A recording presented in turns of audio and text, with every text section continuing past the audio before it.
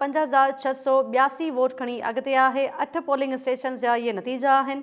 JUI जो उम्मीदवार Mohammad Saleh इंदड़ 1,891 vote खणी सघियो आहे।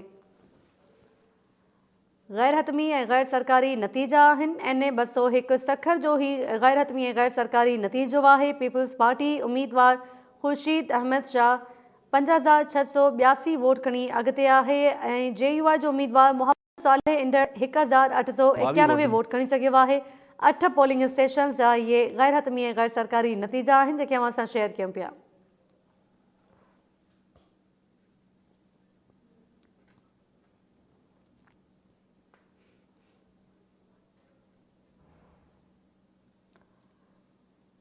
एक ॿियो गैर हतमी ऐं गैर सरकारी नतीजो अवां सां शेयर कयूं।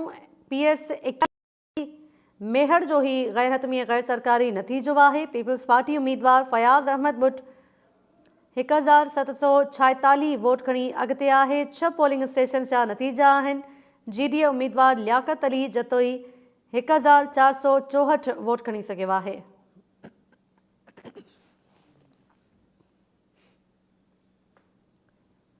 एक ॿियो गैर हतमी ऐं गैर सरकारी नतीजो अवां सां शेयर कयूं। PS 59 टंडो अलहयार जो ही गैर हतमी ऐं गैर सरकारी नतीजो आहे। पीपल्स पार्टी उम्मीदवार इमदाद पताफ़ी 2,704 वोट खणी अॻिते आहे। 8 पोलिंग स्टेशन जा नतीजा आहिनि। GDA उम्मीदवार मोहसिन मक्सी 393 वोट खणी सघियो आहे।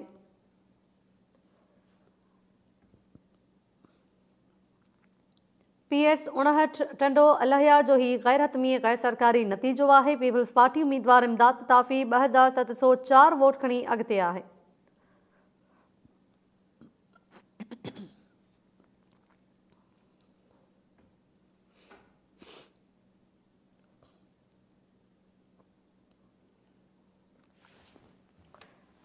PS 59 टंडो अलहयार जो गैर हतमी ऐं गैर सरकारी नतीजो अवां सां शेयर कयो आहे। हिकु ॿियो गैर हतमी ऐं गैर सरकारी नतीजो बि अवां सां शेयर कंदासीं। पीपल्स पार्टी उम्मीदवार इमदाद पताफ़ी अॻिते आहे। PS 59 टंडो अलहयार जो ही गैर हतमी ऐं गैर सरकारी नतीजो आहे।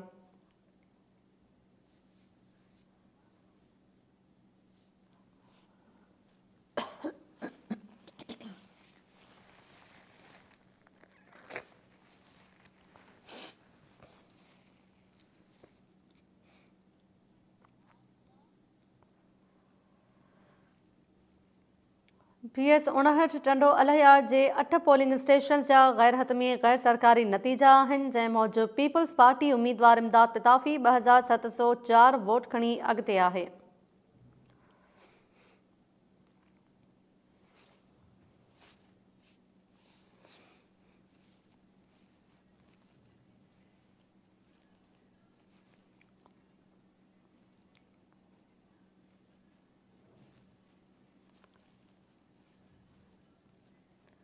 PS 59 टंडो अलहयार जो गैर हतमी गैर सरकारी नतीजो 8 पोलिंग स्टेशन जा ये नतीजा आहिनि। इमदाद पताफ़ी पीपल्स पार्टी उम्मीदवार 2,704 वोट खणी अॻिते आहे।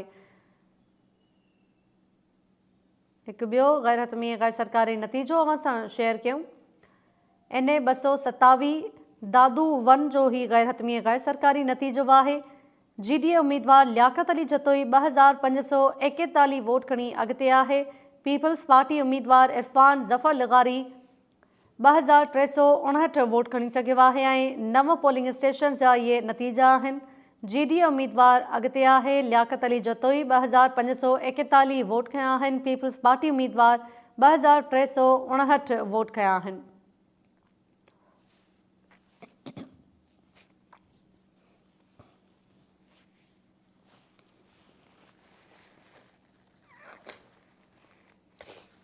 NA 227 दादू 1 जो गैर हतमी ऐं गैर सरकारी नतीजो आहे। 9 पोलिंग स्टेशन जा इहे नतीजा आहिनि। GDA उम्मीदवार लियाकत अली जतोई 2,541 वोट खणी अॻिते आहे। हिकु ॿियो गैर हतमी ऐं गैर सरकारी नतीजो अवां सां शेयर कयूं। PS 27 कोटड़ेजी जो ही नतीजो आहे। 4 पोलिंग स्टेशन जा नतीजा आहिनि। पीपल्स पार्टी उम्मीदवार हालार ख़ान वसाण 2,500 वोट खणी अॻिते आहे। JUI उम्मीदवार मोहम्मद शरीफ़ बुरड़ो 170 वोट खणी सघियो आहे।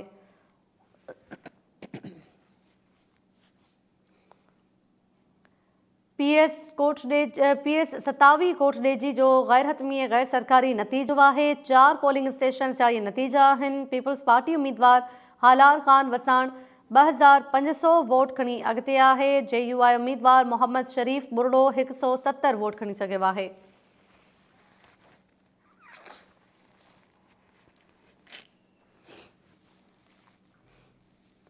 एक ॿियो गैर हतमी गैर सरकारी नतीजो PS 22 सखर 1 जो JUI उम्मीदवार मुबीन बुलो 2590 वोट खणी अॻिते आहे। 6 पोलिंग स्टेशन जा ये नतीजा आहिनि। पीपल्स पार्टी उम्मीदवार इकरामुल्लाह धारे जो 1222 वोट खणी सघियो आहे।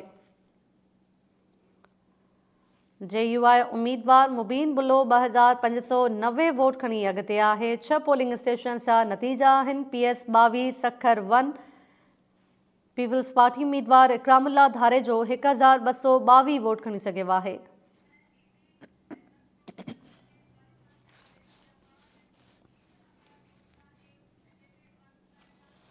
PS 22 सखर 1 जो गैर हतमी गैर सरकारी नतीजो आहे। 6 पोलिंग स्टेशन जा ये नतीजा आहिनि। जंहिं मूजिबि JUI उम्मीदवार मुबीन बुलो 2590 वोट खणी अॻिते आहे। पीपल्स पार्टी उम्मीदवार इकरामुल्लाह धारे जो 1222 वोट खणी सघियो आहे।